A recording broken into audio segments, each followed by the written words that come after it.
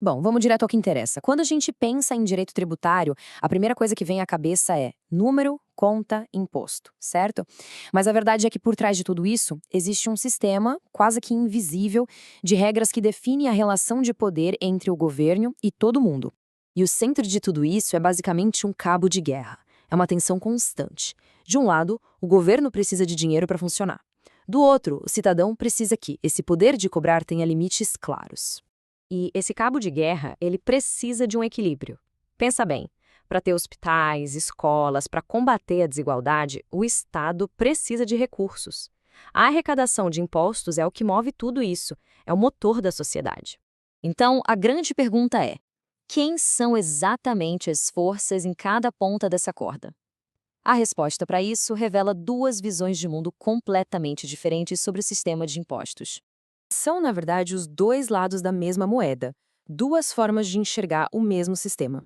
E entender essa tensão é a chave para decifrar como as leis tributárias funcionam na prática. De um lado, o Estado, ele olha para a lei como uma ferramenta para garantir a sua arrecadação. É o seu poder em ação. Agora, do outro lado, o contribuinte olha para essa mesmíssima lei e vê o quê? Um escudo, uma defesa para que esse poder não seja absoluto. Ok, se existe essa disputa, a pergunta óbvia é: mas afinal, quem é que escreve as regras desse jogo todo? De onde vêm as normas que dizem o que o Estado pode ou não pode fazer? A resposta está no que a gente chama de fontes do direito. Pensa nisso como se fosse a fundação de todo o sistema. É o livro de regras oficial que tanto o governo quanto os cidadãos são obrigados a seguir. E quando falamos em legislação tributária, a gente não está falando de uma lei só. É um termo bem amplo que abrange todo o conjunto de normas que, juntas, formam o sistema. Primeiro, temos as fontes primárias, que são o alicerce de tudo. São as regras mais importantes e nada pode ir contra elas. Lá no topo, claro, está a Constituição. E logo abaixo vêm as leis, os tratados e as resoluções que definem as grandes linhas do jogo. E depois vêm as fontes secundárias. Se as leis são as regras gerais, as fontes secundárias são os detalhes do dia a dia.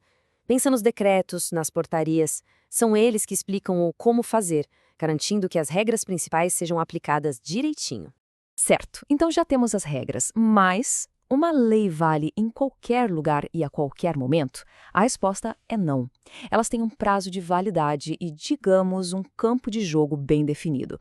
A primeira regra é a da territorialidade. É bem simples, na verdade. Uma lei municipal vale no município, uma estadual, no estado, e uma federal, no país inteiro.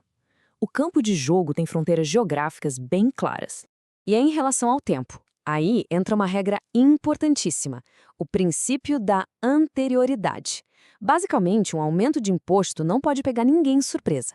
Se uma nova lei for publicada hoje, ela, em geral, só vai valer no ano que vem. Isso garante uma previsibilidade mínima para todo mundo. E é aqui que as coisas ficam mais interessantes. O que acontece quando o livro de regras tem uma página em branco?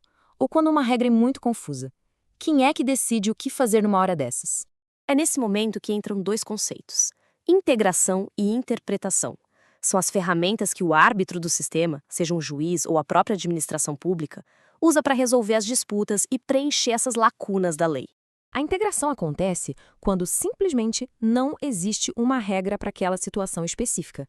Não é que a regra é dúbia, ela não existe mesmo. É um buraco na lei que precisa ser preenchido. E o ponto crucial é que esse processo não é aleatório, não é no chute. Existe uma ordem, uma escadinha que precisa ser seguida. Primeiro, se tenta a analogia, ou seja, usar uma regra de um caso parecido. Não deu? Aí se parte para os princípios do direito. Mas só em último caso, se apela para a equidade, para o senso de justiça. Já a interpretação é diferente. Aqui, a regra existe, ela está lá, escrita. O problema é que o significado dela não é claro. O objetivo, então, não é criar uma regra nova, mas sim descobrir qual é o verdadeiro sentido daquela que já existe. E aqui, olha só que interessante, existem duas regras de ouro. Se a lei está falando de um benefício, como uma isenção, a interpretação tem que ser literal. É aquilo que está escrito e ponto final, não dá para ficar inventando. Agora, se a lei está falando de uma punição ou uma multa, aí a história muda completamente. A interpretação tem que ser a mais favorável possível para o cidadão. Na dúvida, a balança pende para o lado de quem está sendo acusado. Essa citação real do CARF, que é um tribunal administrativo super importante, resume isso perfeitamente. Se existe uma dúvida razoável se a infração aconteceu ou não, a cobrança tem que ser afastada. Para punir, é preciso ter certeza. Então, quando a gente junta todas essas peças, a atenção, as fontes da lei, as regras de aplicação e de interpretação, a gente começa a ver o quadro completo, a entender o verdadeiro propósito por trás de toda essa complexidade. Fica muito claro que o direito tributário não é só uma máquina de arrecadar dinheiro. Ele é um sistema vivo, dinâmico, criado para equilibrar as necessidades de toda a sociedade com os direitos de cada indivíduo. E tudo isso nos deixa com uma reflexão final, né? Nesse eterno cabo de guerra entre o Estado e o cidadão, onde, exatamente, deveria estar o ponto de equilíbrio do poder. A resposta para essa pergunta, no fundo, define o tipo de sociedade que a gente constrói todos os dias.